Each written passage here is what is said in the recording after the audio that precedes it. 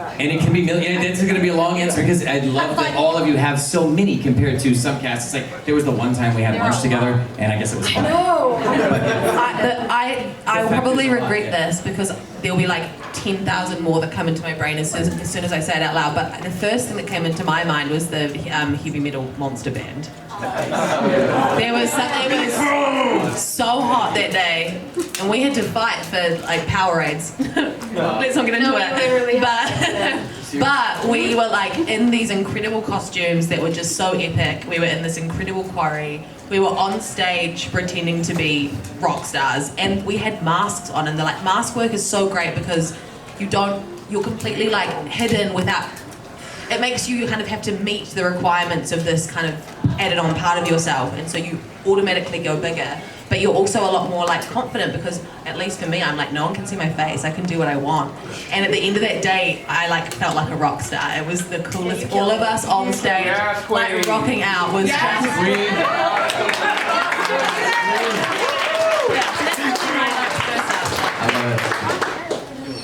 Oh man, yeah. You can. Campbell, you can do one. Sure. I'll try to keep this quick. So something that's not widely known is that when they were going to bring back Lord Zedd for Dino Fury, I was one of the people that auditioned for it. And in a way, I kind of dodged a bullet because just auditioning for it wrecked my voice for a week. And the reality is I would never be able to, like, to try and do something Robert Axelrod did, that voice was perfection, so there's no way I would be able to match it. But I did my best to come up with a facsimile, and I didn't get it, which is fine. And then when we got to the end of Cosmic Fury, and they had the scene where Scrozzle is being interviewed by the alien, and he's saying, "This is how we double-crossed Zedd." I had no idea that we're actually going to have, when Scrozzle's impersonating Zedd, they actually had me do it. Oh, neat. So when you hear it, that's actually me, not the guy who was doing the voice of Zedd. So for me, that was kind of like, that was kind of cool. I was really glad. That's something new every day. That's what's up, exactly. Didn't know that. Not too shabby. How about down there, guys? Anybody's welcome to answer. I think I have two moments.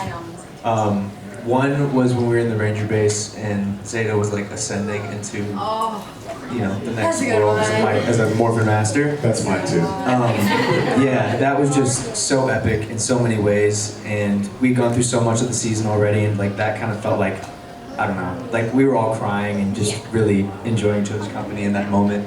And then the other one for me was the last episode, the concert. Yeah.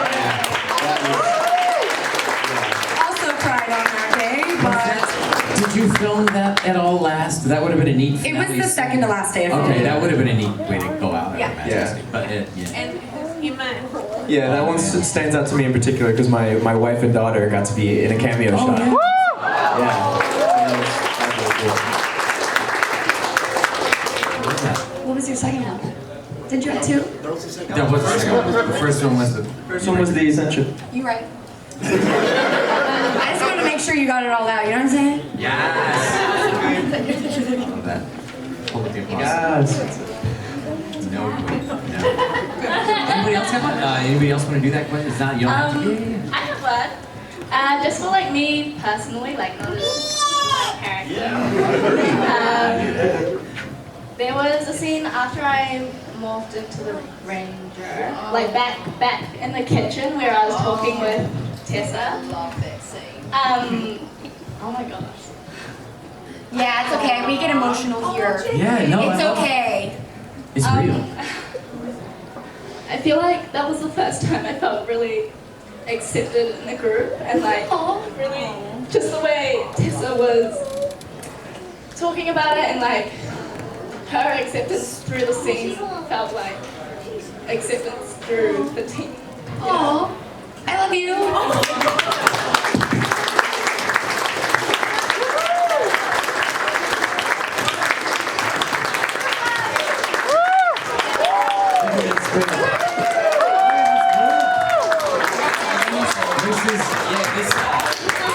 This is a rare group of people that get to come together like this. Did we have?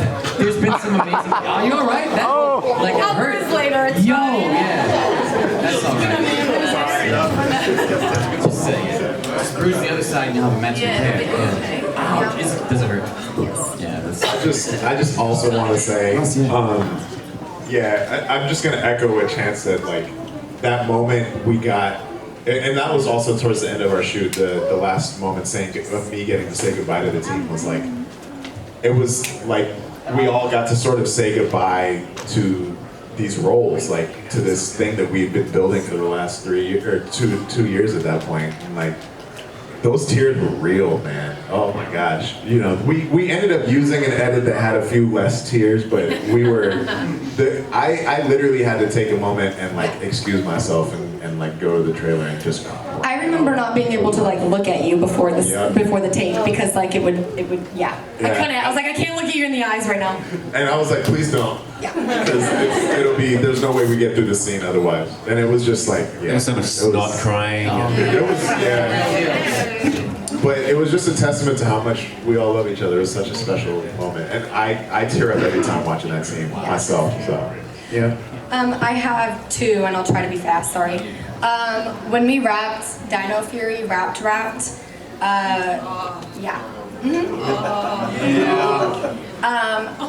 if some of you aren't familiar with like Maori culture or like Pacific Islander culture, a haka is a very respected thing to receive from someone.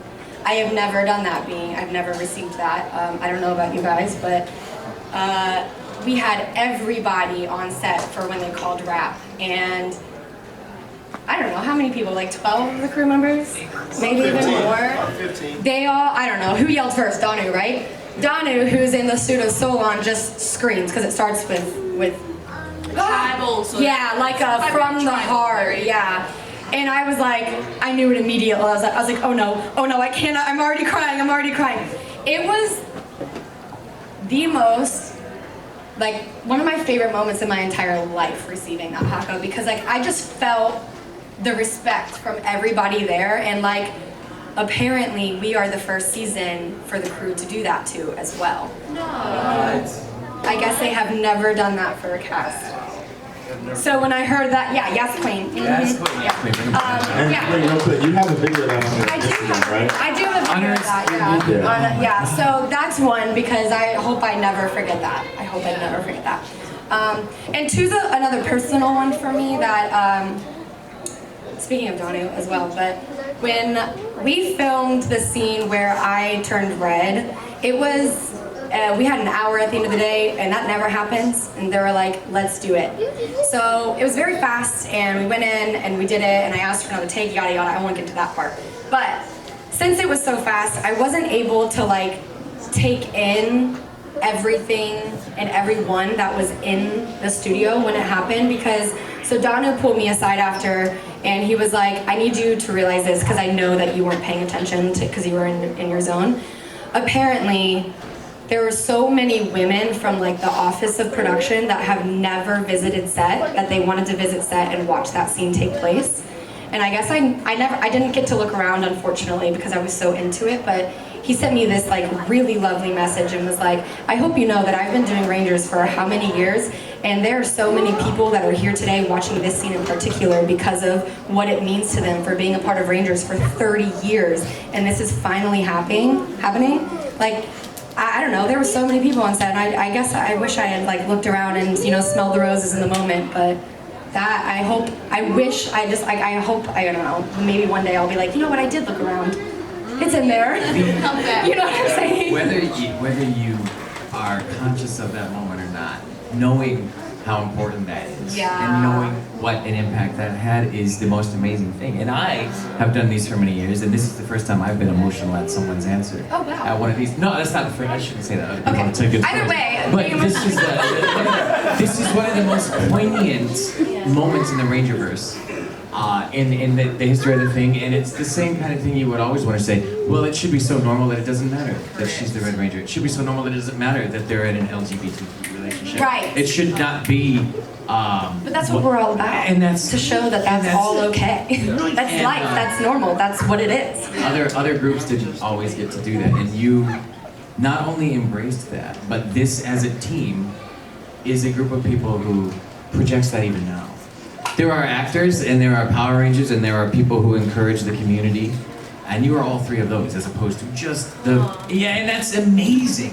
As a core, as a group of people, and I could this me rambling. I never ramble like this. You know me a little while. Thanks to You're gonna make us all cry in a minute. no, yeah. Maybe we should change your habit or something. We do, yeah. I do want to turn it around a little bit. Let some of the audience ask some